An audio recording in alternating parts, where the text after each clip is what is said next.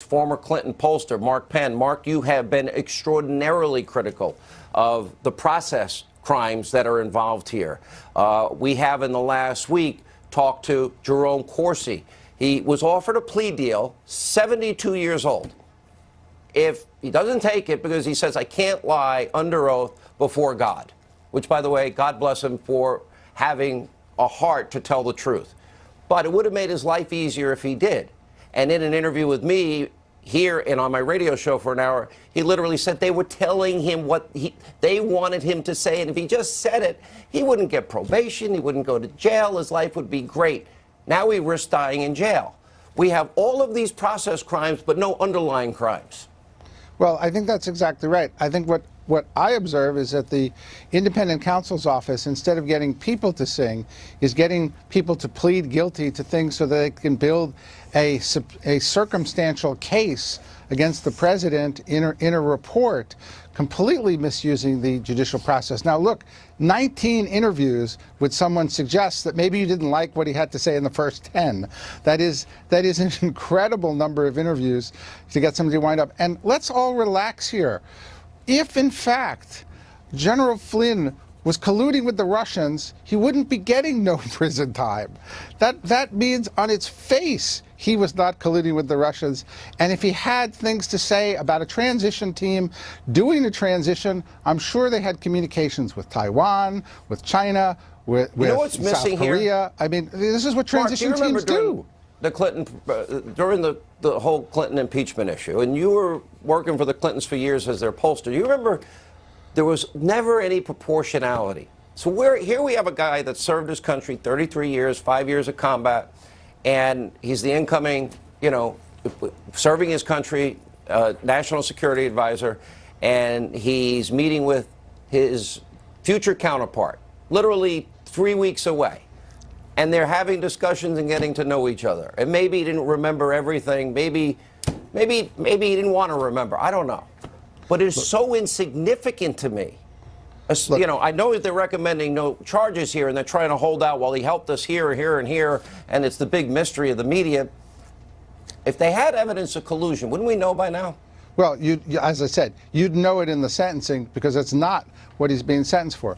They wanted to get him to something so that when President Trump said, hey, maybe you should consider, the Flynn case and the situation in totality, that in fact they would find something here that Flynn did so they could make it look like the president was obstructing justice, when in reality here, the use of the Logan Act was outrageous.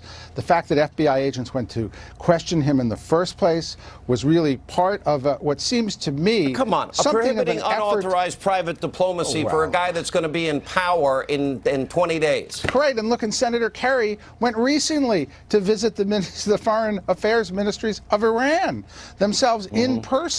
So obviously somebody coming in transition, it would be totally inappropriate to do this. But remember, the Obama people did not like General Flynn. They did not want him back in government. Let me go to Matt Gaetz. We just got this in. Rudy Giuliani, the president's attorney, has come out with a statement, and he likened the offense in the Flynn guilty plea to spitting on the sidewalk with major repercussions for many, and he said that there was nothing in the sentencing memo at all to suggest collusion, denounced the Mueller team as overzealous, media-inspired prosecutors, and that, quote, they are sick puppies. Your reaction? Well, I think that Mayor Giuliani had pretty stiff penalties for spitting on the sidewalk in New York during his time there. But the great irony, Sean, is that Robert Mueller has achieved the same outcome that Donald Trump was at. I mean, Robert Mueller has essentially said to the court, lay off of Mike Flynn. He's a good guy. If Trump said the same thing to Comey, they apparently want to throw him in jail for it. And it shows the double standard. Look, we would not even be talking about Michael Flynn right now if it were not for the initial interviews he did with, wait for it, Peter Strzok, the very same Peter Strzok who had the insurance policy against the Trump presidency, the same Peter Strzok who said, no, we'll stop him. And most importantly, the same Peter Strzok who, when talking to his girlfriend 10 months into this investigation, after Michael Flynn's story had already been told, was saying, there's no there there. There's no evidence of collusion with Michael Flynn or President Trump or anyone else. This whole thing is a joke. Michael Flynn won't be facing any prison time, but he would have faced no legal jeopardy at all if he just wouldn't have pled guilty because they would have never gotten a conviction with Peter Strzok as their star witness. Okay, let's go through where we are here with the sentencing issues. And Mark, you actually had a really good column on this. And all right, so with Michael Flynn, we got process crime, lying to the FBI, but the FBI we know didn't think he lied. And they did surveil him illegally, unmask him illegally, and leak raw intelligence illegally. But let's forget that part. You know, we got it illegally. All right, so he's got a process crime. Michael Cohen, taxi cab medallions and taxes. That's where we got. Oh, and he lied to Congress. Okay, I listed all these Democrats that lied to Congress. They don't get anything. George Papadopoulos, again, 2 weeks lying to Congress. Then we go to Paul Manafort. Okay, Paul Manafort, loan applications and tax issues. Then Jerome Corsi. You know, they want him to sign on to lying to the FBI. Roger Stone, who knows what they're going to do with him? And I'm thinking, well, are we going to apply this to the Podestas? Did they always, for the FARA Act, did they always, are we going to look into if they did it the right way? And they did all that? I don't know that they have or haven't, or anybody else that might have violated this. Why are we here 2 years later, where we're going back to 2007 and we're going back to 3 weeks before you're about to take the position and you're meeting your counterparts? Why are we here? Look, we are here because an effort was begun to have an insurance policy against Donald Trump winning the presidency. And, you know, I spent a year fighting the independent counsel for President Clinton. I thought that was wrong. I thought this has been wrong from the beginning. The kind of pleas here where the crimes are created by the independent counsel.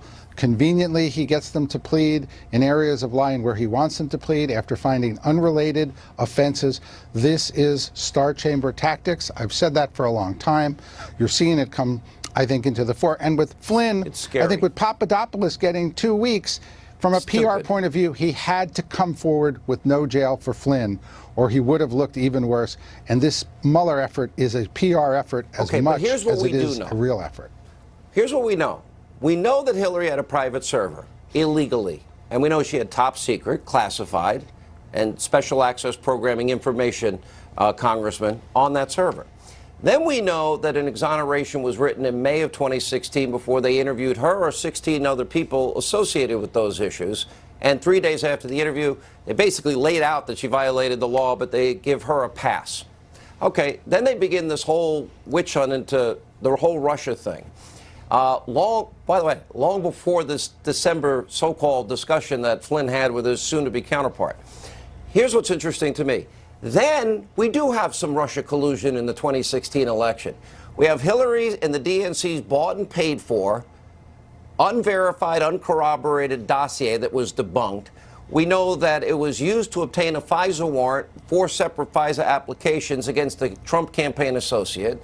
We know that they lied to the FISA court. There were grand omissions in the FISA report. The bulk of information was Hillary's bought and paid dossier. They didn't tell the judges it was her document. We know that false information, hookers peeing in beds, was leaked to the American people before the election to influence their vote with Russian lies. And then we know that it was used post-election to bludgeon Donald Trump and get the appointment of Robert Mueller because they had a media leak strategy followed by an insurance policy. And when are these people going to jail? Never mind the intelligence abuses, surveillance abuses, etc. Well, they're not. And the reason they're not going to go to jail is that Jeff Sessions was a low-energy attorney general who never really brought the resources to bear to hold them accountable. It's deeply troubling. It's probably the reason why Jeff Sessions isn't there. The real question, Sean, isn't whether or not there's a double standard. Your fact pattern lays that out. The question is why.